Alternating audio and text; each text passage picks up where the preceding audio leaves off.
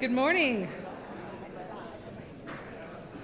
Welcome to day 3, our final day of our conference. We're so glad to see you back this morning. Hope you had a nice evening last night, got some good sleep, and that you're ready for our last day. Just to give you a little bit of a roadmap of where we're going today, we will start here with our opening plenary session. Then we will have one transition downstairs where you will have a choice between 2 fantastic programs in either room A or room B downstairs. Then we will transition back up here, and we will have our lunch plenary panel, and then we will have our closing plenary panel. So we'll really be spending most of our day in this room with just the one transition down and back up. And we will be concluding at 3 o'clock this afternoon. If you're traveling out tonight and you have checked out of the hotel and you need to store luggage in the back of the room, in the lobby, or in areas over here, that will be perfectly fine. Just feel free to do that. Okay, I think that is the housekeeping stuff. Oh, one last thing. Don't forget that you have on your name badge the QR code to sign up for your CLE credit, to log that. So don't forget that. And if you get home and you've forgotten to do that, you can still go to the CLE QR code. So that'll be there. Okay. So it is my pleasure to introduce our plenary speaker this morning. In describing Kevin J. with no period, Worthen, friends and colleagues use a variety of descriptors, some of them seemingly contradictory. Brilliant yet unassuming, towering physically yet down to earth, visionary yet deferential. But if you ask me to give you a word to describe my former professor, dean, president, colleague, and friend, that word would be inspiring. Born in tiny Dragerton, Utah, Kevin was the last of 4 children. His father, an educator, later moved his family 20 miles to Price. Kevin was a precocious child, an early reader who thrived in school. According to his childhood friend, J. Craig Smith, who is an attorney in Salt Lake City, Kevin was one of those who would not show off how smart he was. He was just one of the guys who was smart in everything. Not only was he gifted in academics, he was also an all-state basketball player. So I'm guessing that, if he went out on the court, he could show us a little bit about that. He was obsessed with basketball. He ate, slept, and played basketball. He was an all-state center as a high school senior and later captain for the College of Eastern Utah Eagles. And I know that the loss in the first round of the NCAA tournament was difficult for Kevin this year. More than anything, Kevin has exemplified diversity in his interests. After serving a mission for the Church of Jesus Christ of Latter-day Saints in Monterrey, Mexico, Kevin dated Peggy Seeley White while finishing an associate degree at CEU. And those of you that love and know Peggy, as I do, know that she is every bit his equal. The two were married in 1978, soon after Kevin transferred to BYU for his bachelor's degree, and then he got his law degree. They now have 3 children and 8 grandchildren. He graduated summa cum laude with both his bachelor's degree and his JD, and he left BYU to clerk for Judge Malcolm Wilkie of the DC Circuit Court, and then for Justice Byron R. White of the U.S. Supreme Court. In 1984, he joined Jennings, Strauss, and Salmon in Arizona. But his promising law career was actually fairly short-lived, because in 1987, BYU came calling with an opportunity to join the law school as a faculty member, and Kevin jumped at the opportunity. He is now the Hugh W. Colton Professor of Law. He specializes in federal Indian law and the rights of indigenous peoples. He spent a year as a Fulbright scholar studying the culture and ethnic assimilation of Chile's native populations. It was as a student in his legislation class and federal Indian law class and in a 1L seminar that I was first inspired by Kevin. Like many of you, I was blessed to learn at the feet of this master teacher. When I joined the faculty a few years later, Kevin became a colleague, one I consistently looked to for example and inspiration. In fact, when I first learned that the theme of this conference would be Go and Do Likewise, I immediately thought of Kevin and knew that he needed to speak. And even though I wasn't at the time a member of the committee, I went to Forrest Hansen and said, "You need to get Kevin to speak." And he said, "Well, if you want to invite him, go ahead." And I did, and I think that may have been how I ended up in this position. But Kevin was our first confirmed speaker.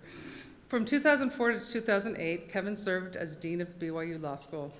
As Dean, he introduced two key ideas that remain at the center of BYU Law: inspiring learning and inspiring scholarship. He would later take these themes to a larger stage as BYU president. Inspiring learning has become the mantra for BYU students and faculty. According to Kevin, the term includes two meanings of the word inspiring. At BYU, students should be inspired or motivated to learn, and that learning should lead to inspiration. Inspiring learning, Kevin argued, is most likely to take place when students face real-life conundrums, drawing upon all of their resources, academic and spiritual, to find solutions. This past May, Kevin completed his service as president of BYU and once again donned the hat of law professor and scholar. He is currently a visiting professor at Yale Law School and will return to BYU Law in the fall.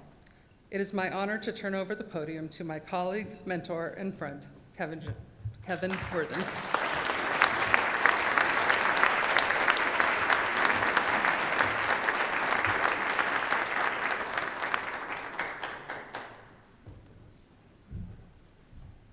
Kristen is very generous. I now know one of my funeral speakers, so. But I want to thank all of you for being here and for those who put together this wonderful conference. It really has been remarkable. For some reason this morning, I'll explain the reason in a minute, it reminded me of one of my very first faculty meetings at BYU at the law school. I'd forgotten what the particular issue was, but I thought it was pretty clear what the outcome was going to be.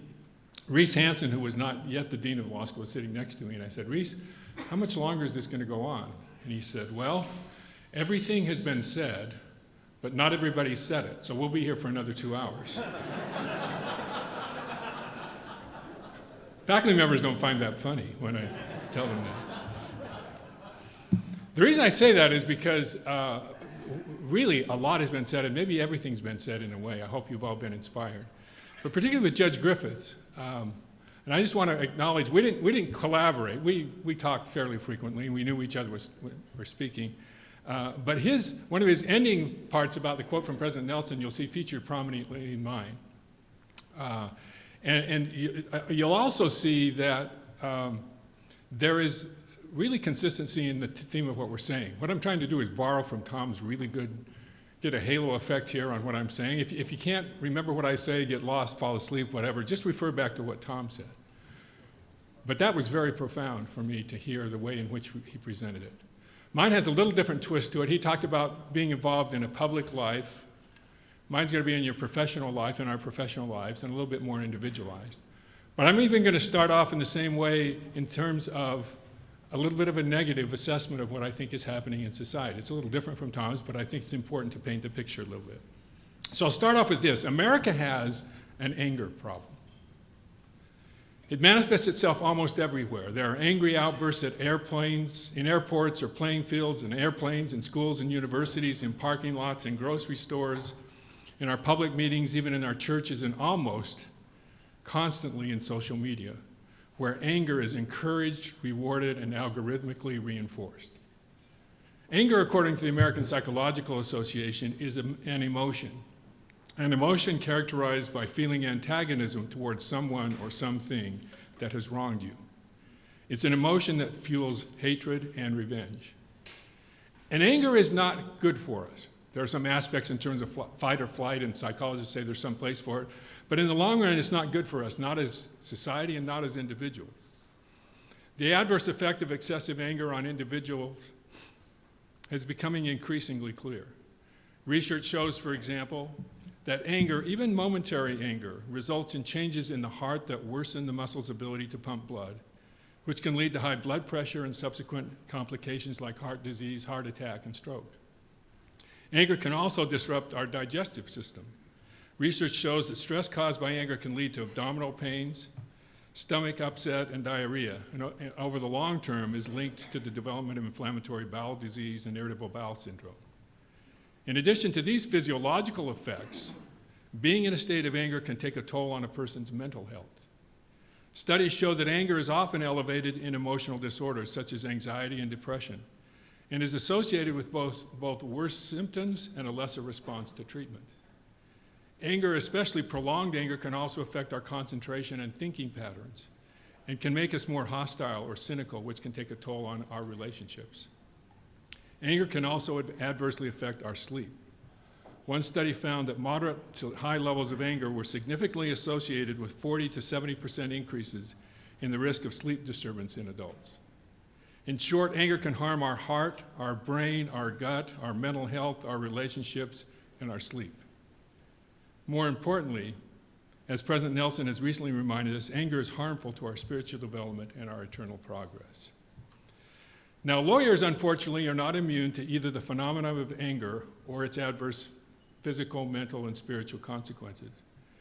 Indeed, being part of a profession that is adversarial by design, we are at high risk because of the kinds of situations we encounter and the roles we play in those situations. As one psychologist put it, quote, "Lawyers work with people who are angry. Clients who are volatile, coworkers who are frequently upset, opposing counsel who bully or demean, or partners who quickly fly off the handle, even when what seems like the smallest issue," close quote.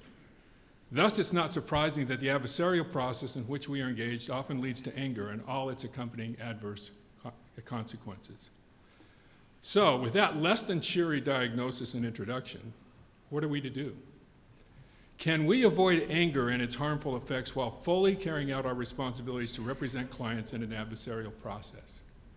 If so, how? Now, many in our profession have been working on that question for some time.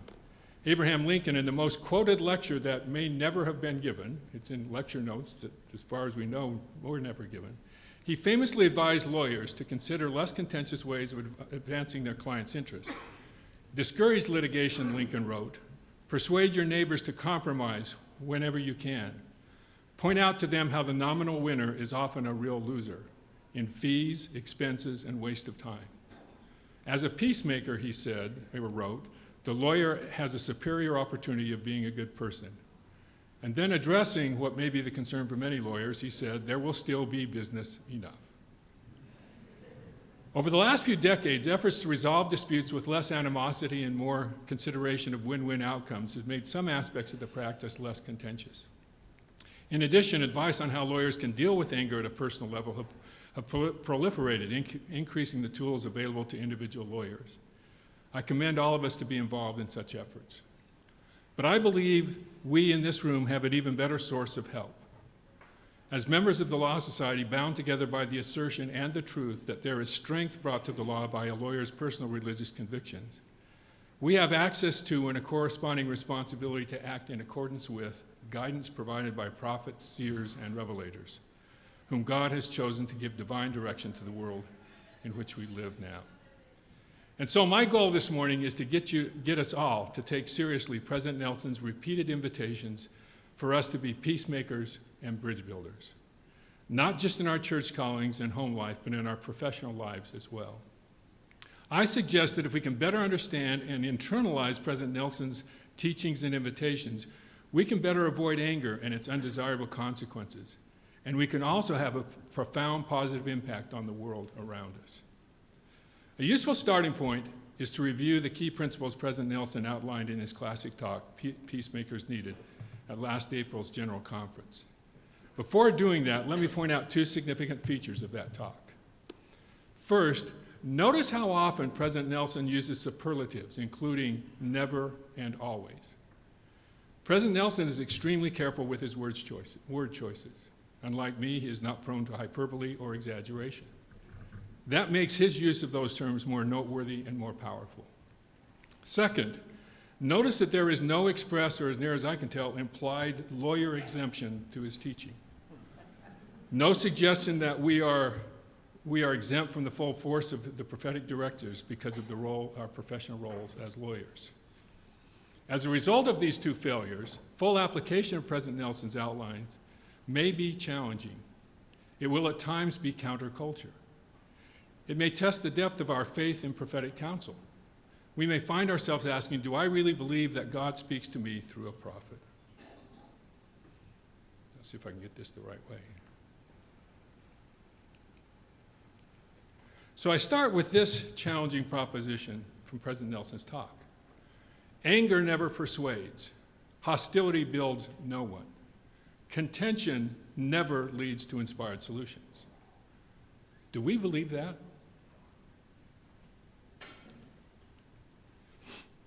Anger never persuades? Is that true in our profession? Where we are sometimes encouraged by clients or colleagues to show our outrage? A profession where we are all too familiar with the old advice, if the facts are against you, argue the law. If the law is against you, argue the facts. If the law and the facts are against you, pound the table and yell. Do we as lawyers really believe anger never persuades? Do we as believers in prophetic counsel really believe that anger never persuades? I believe we can believe that, and we should. We can be demonstrative without being angry. Hostility builds no one. Do we really believe that? When we treat someone with hostility, is no one built up, not even our client who may have been seriously wronged and injured by that person, and whose case may be strengthened by our treating the person as hostile? Is that a principle that we can fully apply to lawyers? I believe it can, and it should. We can treat someone as a hostile witness without being hostile ourselves. Contention never leads to an inspired solution. Never? Not just usually doesn't? Isn't contention the whole point of the adversarial system, to let each side contend against each other, to let truth and error grapple so that truth can be known and justice can prevail? Can we as lawyers realistically believe in this prophetic teaching? As if to increase the challenge, President Nelson asserted, make no mistake about it, contention is evil. Jesus Christ declared that those who have the spirit of contention are not of him, but are of the devil, who is the father of contention. And the devil stirreth up the hearts of men to contend with anger one with another. Those who foster contention are taking a page out of Satan's playbook, whether they realize it or not. Contention is evil. Not just can become or lead to evil, but evil in and of itself. Those who foster contention are following Satan's plan and influence even if they don't realize it. Is that a realistic way to approach contested legal disputes? And finally on this concept, this most challenging assertion. Contention drives away the spirit every time. Contention reinforces the false notion that confrontation is the way to resolve differences, but it never is. Contention is a choice. Peacemaking is a choice. You have your agency, so choose contention or reconciliation. I urge you to choose to be a peacemaker now and always. Now, some of you may be wondering whether President Nelson really understands what he's asking of us as lawyers. Does he really know what lawyers do? How they operate, what they're asked to do in their work? Let me assure you that President Nelson knows plenty of lawyers and how they think and how they approach problems. There are three of them, President Oakes, Elder Christofferson, and Elder Cook, who are in the closest counsels with whom he regularly meets and frequently meets.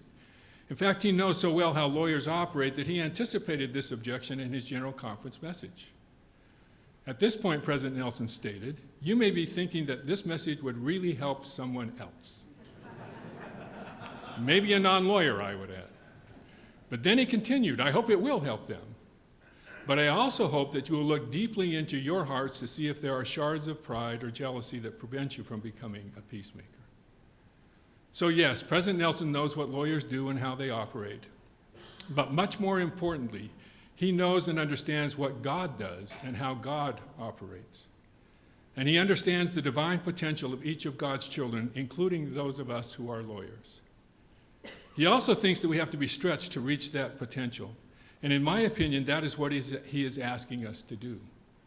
He is asking us to stretch ourselves to become better disciples of Jesus Christ, to act in higher, holier ways, to practice law, if you will, in a higher and holier way, to be involved in a contentious profession which operates in an angry world without becoming contentious and angry ourselves. In short, to become peacemakers. President Nelson makes clear that we do not have to compromise our positions or even agree with others in order to be peacemakers. The key is how we treat others. The critical issue is not what we do, but how we do it. As President Nelson explained, being a peacemaker does not require us to agree with the ideas or beliefs of others. He said, I am not talking about peace at any price.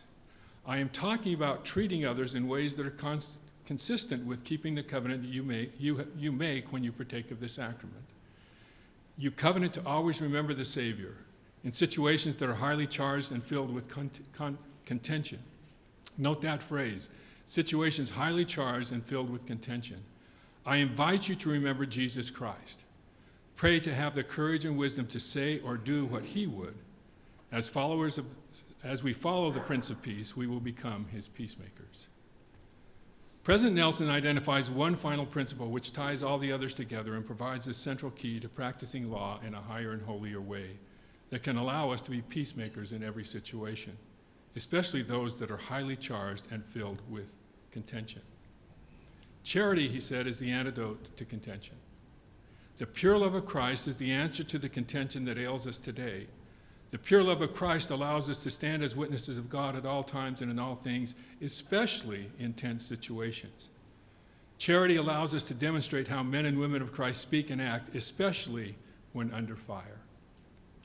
Note the emphases, which seem tailor-made for the world in which lawyers operate, in tense situations under fire. Some might view as utopian the charge to love with those with whom we interact, no matter how they act. They might question the viability of this teaching, especially at a time in which anger is so prevalent and in a profession where others may not respond in kind. However, as Steve Young put in his excellent recent book, The Law of Love, charity, which he describes as the law of love, can apply in all situations. The law of love, Steve asserted, works in all of the spheres of my life, in my football career, my business career, my spiritual life, relationships at church, and my family. I found myself thinking about this principle again and again. No matter what the question was, my answer was always the same, the law of love. So what does practicing law in a higher, holier way look like in an angry world and in a profession in which contention is seen as, by many, as standard operating procedure? Let me provide a couple of examples. They're not dramatic, but I think they are profound in their teaching. The first comes from noted theologian Richard Mouw, former president of Fuller Theological Seminary. It's from his book, Uncommon Decency. Mouw shares the following experience. He said, I learned a great lesson from a crusty old Irish Catholic judge who spoke at a conference on the ministry of the laity. His assignment was to tell how his life in the legal system is influenced by his Christian faith. As he began his speech, he sounded almost cynical. His days are filled with the routine and not so routine patterns of inner city crime. And he confessed that he found it very difficult to see many connections between the gospel and his courtroom decisions. Then he went on to tell us of a recent experience. In a Sunday morning homily, his parish priest had talked about the importance of seeing things through the eyes of Jesus. Sometime during the week, the priest encouraged the congregation, stop and ask yourself how Jesus would view the situation you are presently in. A few days later, a young man from the inner city appeared before the judge's bench. He'd been there several times before. I was ready to give him a rather harsh sentence, the judge said. Then suddenly I remembered the priest's words. I stopped and asked myself, what would Jesus see if he were sitting in my place? I decided that he would see a young person with much street savvy who was using his considerable intelligence and skill to get the most he can from a social system that he feels is stacked against him. I looked this young man in the eye and told him that I thought he was a bright and talented human being. And then I said to him, let's talk together about how we can get you living in more creative and constructive ways. We had a surprisingly good conversation, the judge said. I don't know whether it will do much good in the long run, but for once I think I really did act in a Christ-like manner in the courtroom. Not a significant thing in some ways, but profound in another. Seeing others as Christ sees them can engender and enhance the love we feel for them as we experience in small measure how Christ loves them and us. Just to stop and think occasionally, what would Jesus see with what I'm looking at? A second example comes from a BYU law graduate, a member of the J. Reuben Clark Law Society, whom I've long known and admired. I've shared this experience before, but it's been long enough, it's worth repeating anyway because of its profound effect, I think. This member of the Clark Society is a litigator. On one occasion, he found himself in a deposition involving several attorneys, one of whom repeatedly verbally abused one of the other lawyers, engaging in personal attacks and tirades. This Clark Society lawyer, somewhat stunned, did little to intervene on behalf of the victim, in part because the issues which sparked the outburst had nothing to do with his client. That evening, however, he felt horrible. He resolved that he would never again allow that to happen to another attorney or witness when he was present, because he understood the deep truth that we are all sons and daughters of God with a divine nature and destiny. I'm confident that he's been blessed with less anger and more peace as a result. But the story does not end there. On further reflection, my friend realized that the abusive attorney was also one of God's children with the same divine nature and potential as everyone else. He concluded that the laws of God required him to be concerned about this overly zealous and somewhat flawed lawyer as well. He knew the opposing attorney somewhat and realized that this behavior was not aberrational for him. After considerable reflection, he concluded that the opposing attorney had some unmet needs that he, our Clark Society member, could never fill. When he was about to let the matter pass, he suddenly realized that there was one, a perfect one, who, because of his infinite atoning sacrifice, could fill the unmet needs of this obviously unhappy attorney and make him whole. At that point, he resolved that he would pray for the well-being and happiness of that and other opposing counsel whose own unhappiness spilled out into the lives of others. Thus began his practice of praying for those with whom he worked, even those on the other side of an issue, and especially those whose actions were offensive to him and the Lord. Now, it's not possible to measure the impact that these heavenly importunings have had on the lives of his opposing counsel. But this attorney's practice and life have undoubtedly been elevated by this higher, holier way of practicing law. Other specific insights on what we might do to be peacemakers as lawyers may come from examples in non-legal settings, which you will have to adapt to the world of lawyers. Fortunately, lawyers are trained to apply general principles to specific situations and analogize from one setting to another, so we should be adept at such adaptation. In that regard, you could think about how you might apply to the practice of law the examples President Nelson gave of how differences of opinion are handled among members of the First Presidency. I work every day with dedicated servants of the Lord who do not always see an issue the same way, President Nelson said. My two counselors, President Dallin H. Oaks and President Henry B. Eyring, are exemplary in the ways in which they express their feelings, specifically when they may differ. They do so with pure love for each other. Neither suggests that he knows best, and therefore must rigorously defend his position. Neither evidences the need to compete with the other. Because each is filled with charity, the pure love of Christ, our deliberations can be guided by the Spirit of the Lord. Now, this is challenging. There are times when our professional responsibility or even our personal beliefs require that we steadfastly defend a position.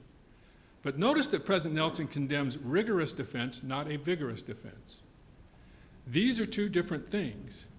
As one source put it, vigor means with active strength or force, while rigor means with harsh inflexibility in opinion, temper, or judgment.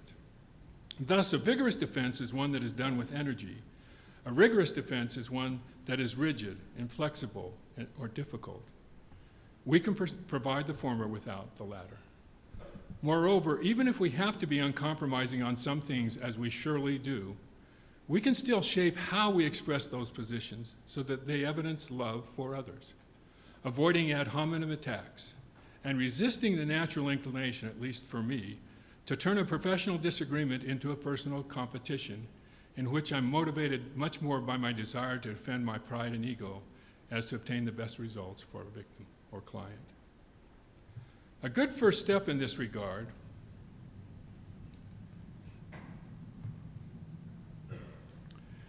is to presume good faith on part of others even when we disagree with them. Don't assume that failure to agree with us is a sign of stupidity or ill will. Judge Griffith last night mentioned that the wonderful opportunity he had to moderate a panel that included Justice Sotomayor and Justice Barrett, and shared a story from that. I wasn't there, unfortunately, but read of an account of something that happened there, as well as Justice Sonia Sotomayor shared some advice she received from Justice David Souter as she began her career on the Supreme Court.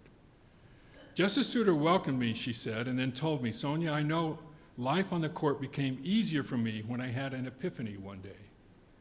And I got very upset prior to that and angry as a dissenter because I couldn't convince my colleagues of my views. It drove me crazy. But, he said, at a certain point, I realized that they are just as passionate about the Constitution, about our laws, about our democracy as I am. And that made a huge difference. Like Justice Souter, we will be less angry and better able to be peacemakers if we don't automatically attribute disagreement with our position to bad intent. As we learn and apply these and other principles found in the prophetic teachings, it may change the way we think about the very nature of our practice. Lainey Feingold, one of the key innovators in the structured negotiation form of alternative dispute resolution, once asked lawyers to think more broadly about the commonly received inquiry, "What kind of lawyer are you?" She wrote, "What do you say when someone asks what kind of lawyer you are? Maybe you start simple, 'I'm a plaintiff's lawyer,' or 'I'm a general practitioner.' Maybe you talk about the size or geographic scope of your firm. 'I have a mid-sized firm with a global reach,' or 'I'm a solo attorney with a focus on my local business community.' These are the what answers about your law practices," she said. "They are critically important to our identity as lawyers, who we are and what we do.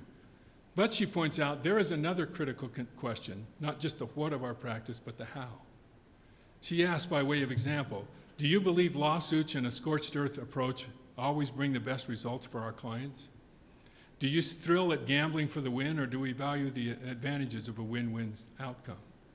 And then she poses this question, which may be critical to our acceptance of President Nelson's invitation. Do we believe lawyers can be strong advocates and peacemakers? My answer may be found in the recently adopted mission statement of the BYU Law School, which provides in part, "We are committed to the teachings of Jesus Christ and honor his many roles, including healer, mediator, counselor, peacemaker, advocate, lawyer, lawgiver, and judge." As so beautifully portrayed in the Jorge Coco original paintings in the law school, peacemaker and advocate are both essential, mutually reinforcing roles that Christ plays. I realize there are vast differences between Christ, who is a God, and us, who are mortal beings. But he commands us to follow him, to be like him. And so, as the law school mission statement puts it, we strive to emulate the example to be advocates and peacemakers. What if we make peacemaking part of how we practice law? What if members of the J. Reuben Clark Law Society were known as peacemakers? Lawyers who, when they walk in the room, bring a sense of calm and not anger. Lawyers who embody the lesson Elder Lance Wickman shared that the decided are always gentle. Lawyers who others want to work with because of the way they are treated. What if peacemaker came to be part of the kind of lawyer we are? If we as members of the J. Reuben Clark Law Society truly became peacemakers, known as peacemakers because of our peaceful walk with others, it would have a profound impact not just on ourselves, but on others. I believe that is our responsibility as followers of Christ. As President Nelson taught in his conference talk, as disciples of Jesus Christ, we are to be examples of how to interact with others, especially when we have differences of opinion. Brothers and sisters, he said, we can literally change the world, one person and one interaction at a time. How? By modeling how to manage honest differences of opinion with mutual respect and dignified dialogue. We can change the world as lawyers who are peacemakers. Do we really believe that prophetic assertion? We can and we should. One way we can magnify the impact of our peacemaking efforts as lawyers is to accept and act on President Nelson's related and repeated request that we build bridges of understanding and cooperation. Now, there's considerable overlap between peacemaking and bridge building. The two are very closely related. In some ways, they're the same. It's hard to build bridges of understanding and cooperation if there is not some level of peace. Likewise, building bridges can help create the conditions for peace to exist. But I think peacemaking is often, I think of it more often as a proximate process for resolving and diffusing immediate contentious situations, whereas bridge building is usually a more long-term process that focuses not on the past but on the future. While there are some differences, peacemaker and bridge building both require that we act in higher and holier ways, in peculiar ways that are different from those of the world. From Judge Griffith's talk, get used to different. More importantly, both tasks require a level of love or charity that causes us to focus more on the well-being of others than our own need to succeed or be praised or vindicated. In his book, The Law of Love, Steve Young provides an example of how that kind of love can build bridges of cooperations that can change an entire enterprise, even one as large and far-reaching as the National Football League. Now, I'll confess here, you're going to hear this football story and another from me. President Uchtdorf tells airplane stories, I tell sports stories. I think there are lessons in both. Steve describes the way in which legendary coach Bill Walsh has had a deep positive impact on professional football as he built love-motivated bridges of cooperation in a very competitive environment. Over time, Steve wrote, I realized that Bill was creating a repository of everything he knew, all the proprietary knowledge that led to Super Bowl victories, fame, and fortune. He was recording his highly secretive playbooks and offensive installations, his speeches, his coaching at practice, essentially his life's work at the apex of his fame, notoriety, and power. Not at the end of his career, not as a last generous act as a head coach, but not just before he passed away. He did it while he was still coaching.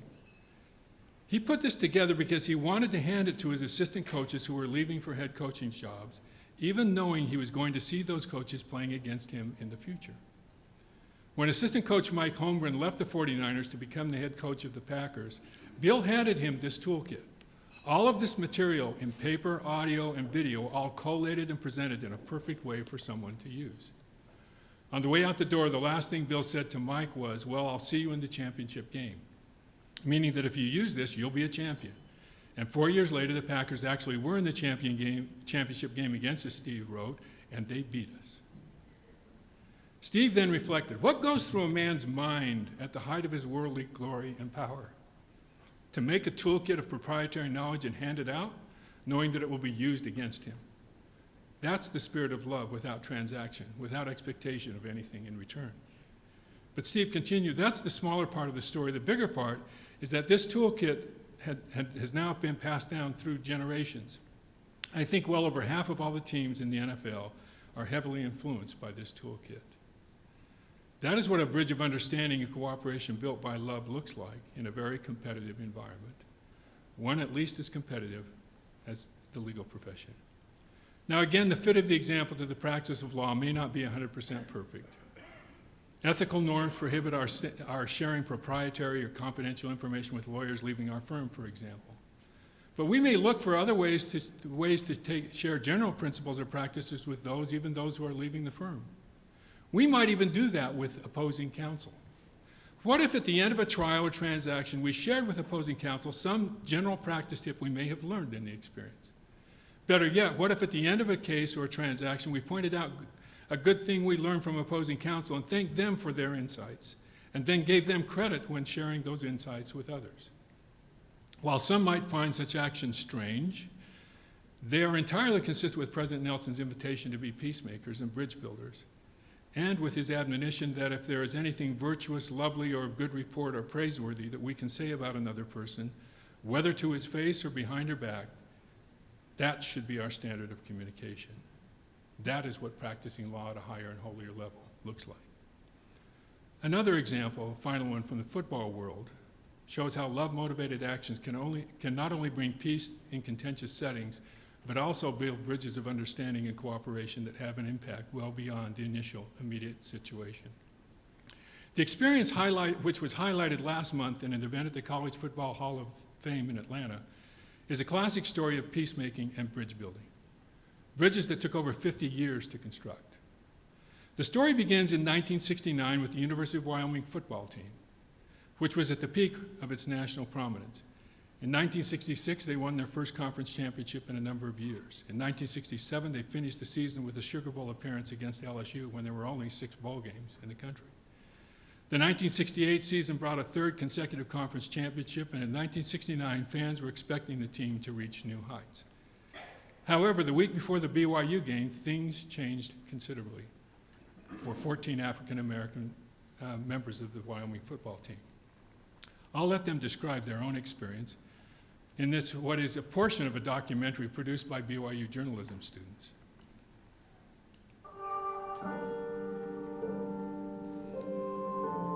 1969, October 15th, the Black Students Alliance said, you guys know who you're playing this weekend.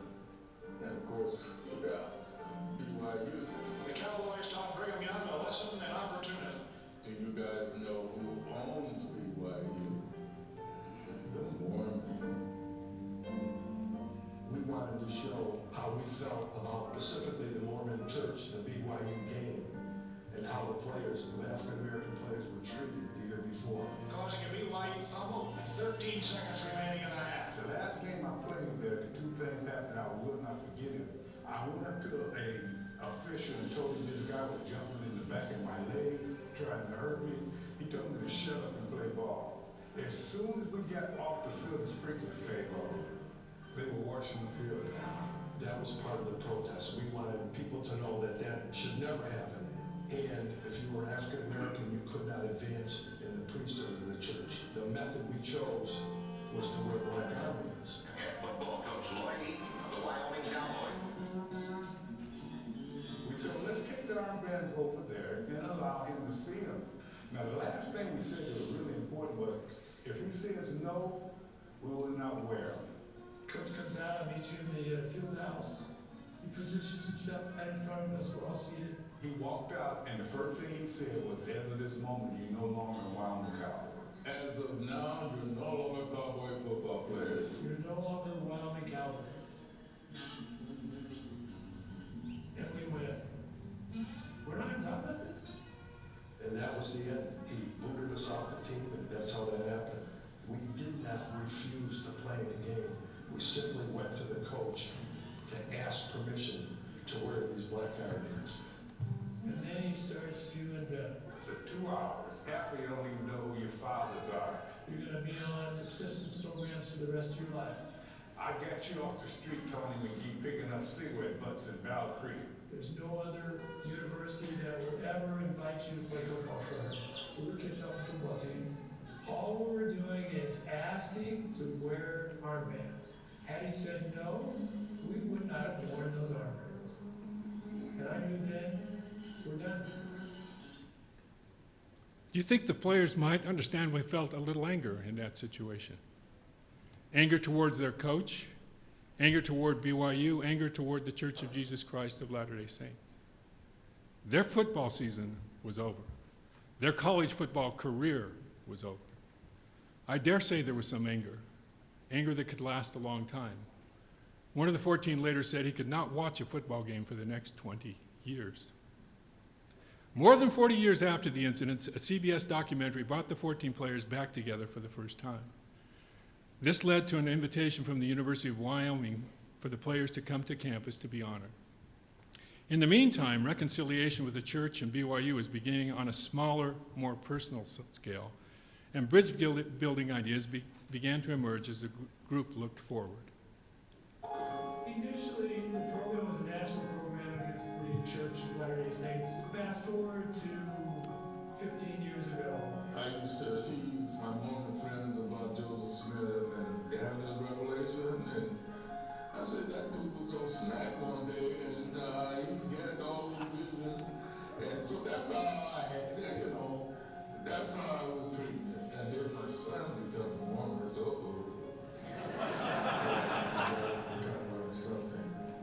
To Mel took the opportunity to embrace the church, to learn more about the church. And so that was the beginning of the healing. And then fast forward to the last 2 or 3 years, we decided as a group we would do something to help those in need. I was asked to be part of a hosting group because this Black 14 member, Mel Hamilton, and his wife Carrie were coming to Salt Lake City.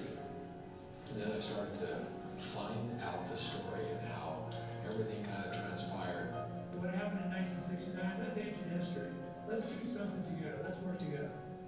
And that's what Gifford brought to the table. It's a very compelling story. So when I met Mel Hamilton for the first time, I went, oh my goodness, you're the famous Mel Hamilton. I was calling Gifford because we were still in that football mode, he and I. So after that, I said, Mel, how can we help you? What can we do? And I said, I need some food for my community. I suggested, can we make it in the name of each of the Black 14 members and send an 18-wheeler full of food to their local city in their name? And he said, you would do that? And I could only imagine what the Black 14 were saying. You're not going to do that. The reason we got kicked off this team is because of you. And I think they gave us 9 truckloads of food the first time. And we went to Washington, Massachusetts, Florence, South Carolina, Wilmington, North Carolina, Ohio, 9 different communities we sent food to.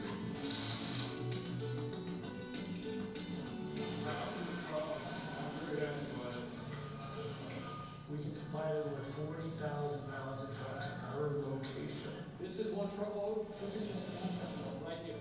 I remember going over to the storehouse as the trucks were being loaded up and how remarkable it was to see Black 14, Church of Jesus Christ of Latter-day Saints on every box that was being loaded into the truck.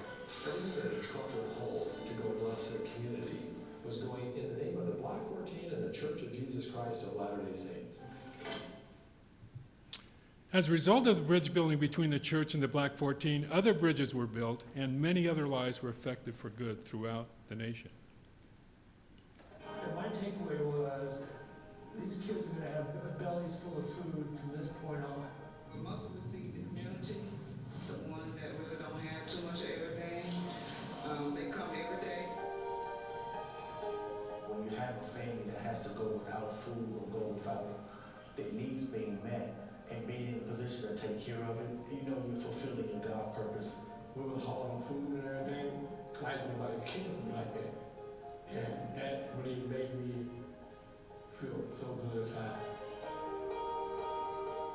It was an amazing day in so many ways. We celebrated with them the fact that this food was arriving.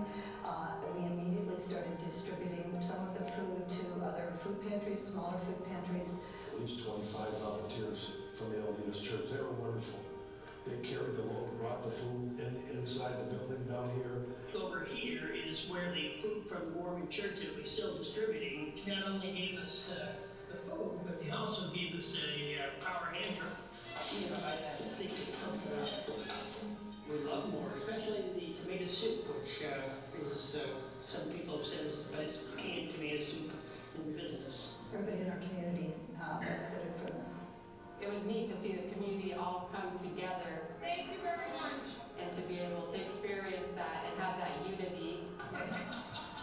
It's a first-hand illustration how we're all in this together. And if we continue to be together, no one will be left alone. As these bridges were built and the individual lives of the Black 14 and those working with them began to change for the better. As a result of their service, their love for others increased. This in turn increased their desire to serve. A virtuous cycle began in which service refined the soul and replaced the anger with love, which in turn increased the desire to build bridges and serve. And society and individuals were blessed in profound ways. We really can be the answer to someone's prayer. You know, like this? In the context of serving each other and helping each other, we have developed one of the most remarkable stories that I've ever seen. these food items, these trucks and everything that go places, it's just an expression of how we love our neighbor. I think it's just ministering angels pulling people together to do what's right for God's children. I'm not angry with Latter-day Saints. I'm not angry with white individuals. I'm not angry with black individuals. There's no color on those boxes. You can feel some hurt when you first talked about it, but you don't hear the hurt anymore. You only can hear the excitement in moving forward and what this has meant to him. When I saw them show up here and what they're doing, it really, I think, has helped. This is a personal thing for me. I was robbed of that college experience. There's a reason for it. I believe it. I'm happy somebody being helped. Some good came out of what the 14 did. It's not about what happened X number of years ago. It's what's going on now, so nobody gets stuck with it. I mean, I'm an old man now. I got a great life. The other guys will tell you the same thing. It's time to get back. It's time to share our experience. You're not only trying to kind of feed bellies, but you're trying to feed minds and help us get that chronic feed. This is a godly day to be able to do this. We don't know what the Lord's timetable is. We don't know how he's going to work things out to come back around, but he does. And it has come back around in a very strong and very righteous way. I feel like you put us in a position to do what you're supposed to do. So I can be sitting here right now telling this story.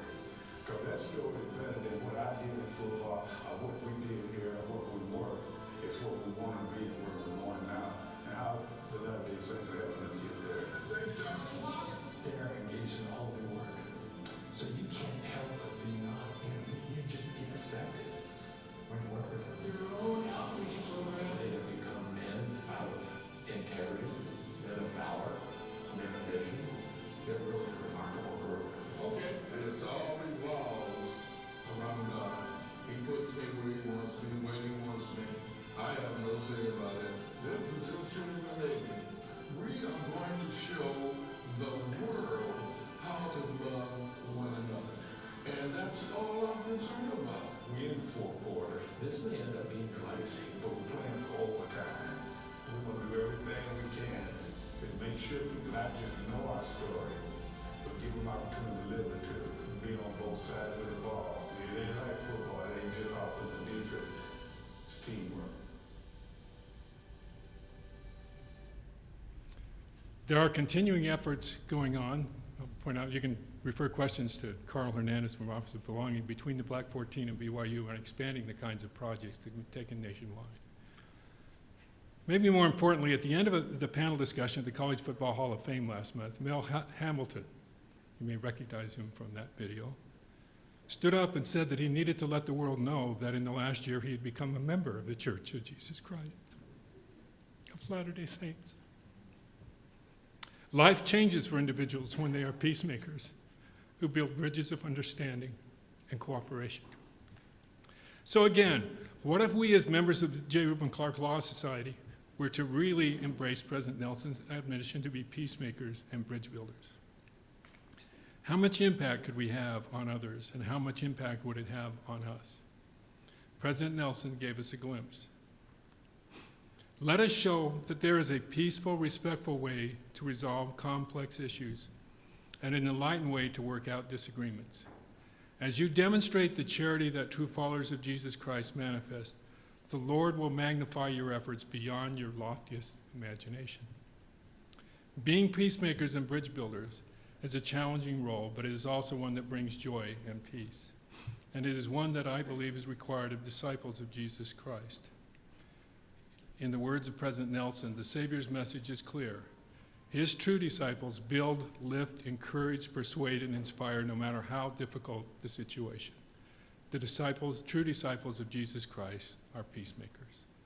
May we all, as disciples of Christ, become peacemakers by following the example of the Prince of Peace, is my prayer for us that I offer in the name of Jesus Christ. Amen.